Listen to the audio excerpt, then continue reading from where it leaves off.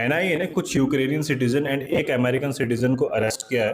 थोड़ी सी वीडियो लंबी हो सकती है, तो stay tuned till the last में बताता हूँ क्या हुआ है। सो बेसिकली ये दोनों कंट्रीज के जो सिटीजन है, ये दोनों कंट्रीज से टूरिस्ट वीज़ा लेके इंडिया पे आए थे एंड ये लोग कुछ इरेगुलर एक्टिविटीज़ कर रहे थे मिजोरम में। मिजोरम अब जाने के लिए, अगर आपको नहीं पता है तो जाने के लिए स्पेशल परमिशन लेनी होती है, जो इनके पास नहीं थी। एंड मैथ्यू वैन डाइक एक अमेरिकन सिटीजन है जिसका लिंक्डइन प्रोफाइल का स्क्रीनशॉट मैंने यहाँ डाल दिया है।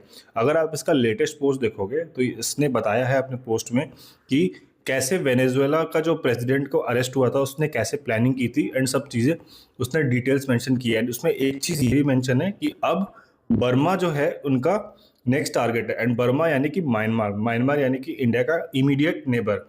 एंड इमीडिएट नेबर में स्टेबिलिटी होना बहुत ज़रूरी है। थोड़ा सा बता दूं आपको, 2021 में मिलिट्री कू हुआ था म्यांमार में एंड वहाँ से अब 2021 से लेके अभी तक वहाँ पे मिलिट्री शासन ही है।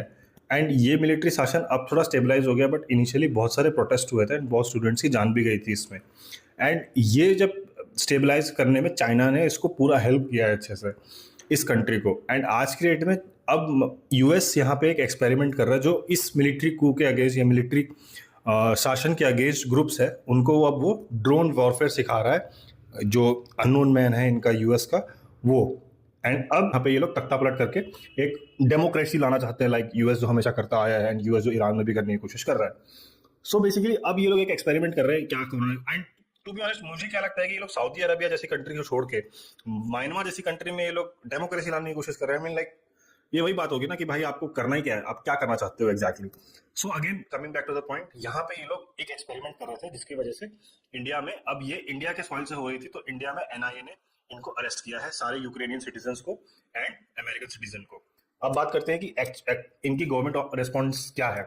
यूक्रेन के जो एम्बेसी है उसने सीधा सीधा प्रोटेस्ट कर दिया, इनके ऑफिशियल नाम भी रिलीज कर दिया कि ये नाम है इनके, एंड प्रोटेस्ट कर दिया कि आप इनको इमीडिएटली भेजो यूक्रेन में।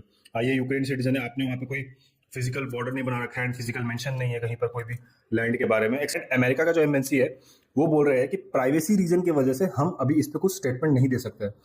मैं चाहता हूं निखिल गुप्ता, जो अननोन मैन था इंडिया का, जो असैसिनेट करना चाहता था, एंड उसको जो यूएस ने ट्रायल किया है वैसे ही मैथ्यू वैन डाइक को भी ट्रायल होना चाहिए। And I would strongly want कि वैसे ही इंडिया में इसको जेल में रखा जाए एंड इसके ऊपर मुकदमा चलाया जाए, एंड ना ही यूएस के प्रेशर में आके इसको वापस यूएस भेज दिया जाए।